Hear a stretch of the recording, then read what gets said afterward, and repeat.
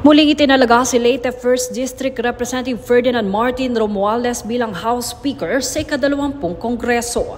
Ito ay matapos ang pagboto ng higit sa 300 kongresista kung saan ang majority o 269 dito ay ninumina si Romualdez bilang Speaker.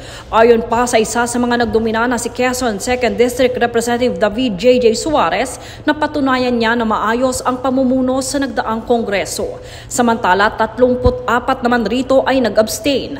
Ilan rito ay sina Dinagat Island Representative Kakabagaw, Bacolod Representative Albi Benitez, Akbayan Party List Representative Percy Sendanya, Kabataan Party List Representative Rene Co, at Association of Philippine Electric Cooperatives o APIC Representative Sergio Dagook. Pahayag naman dito ni Romualdez na ang kanyang pagkakaluklok ay mananatili ang kanyang matapat na paglilingkod sa bayan.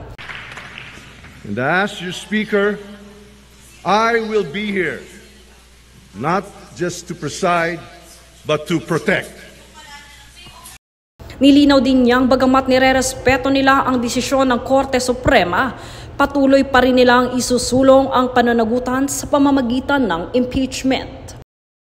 Jade Buhoy, nag-uulat para sa Golden Nation Network.